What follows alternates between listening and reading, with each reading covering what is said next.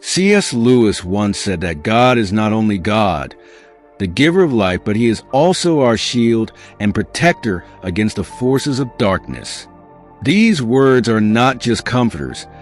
They are a powerful reminder of God's protection of us. About the promises of loss and betrayal today is share with you a simple truth. I want to encourage you to adopt a empowering statement that will remind you of God's protection and presence in you. Let's start life with those 4 words. There is a declaration of faith, a reminder of God's thief. Presence these 4 words. Lord, you speak these 4 words.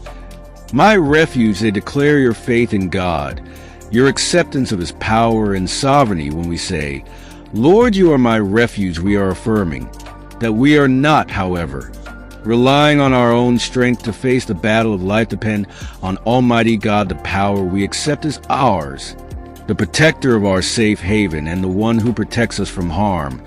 The Bible assures us that when we seek God's protection, he answers.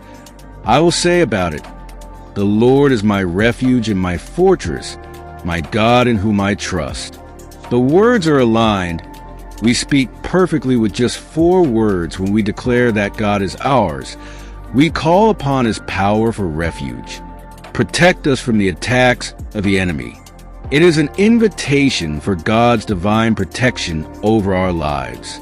Amidst the challenges of life, it is easy to feel like there is evil, to feel overwhelmed, feeling closed off from all sides, except God's word reassures us that he will protect us, promises that no weapon will be forged. Victory will prevail against you, and you will refute every tongue that accuses you. This is the promise of God's protection when we say, Lord, you are my refuge, declaring that God is already there to the enemy defeated. Victory is ours because of his love and power. Satan wants us to doubt God's security, tries to sow fear in our hearts, whispering lies that God has forsaken us, making us vulnerable to it. There are attacks of evil, but we need to remind we ourselves are those the words are the power of all 4. O Lord, you are my refuge. When we say these words, we close the door, the lies of the enemy. We remind ourselves that God is always with us, just as he is against any power of the enemy.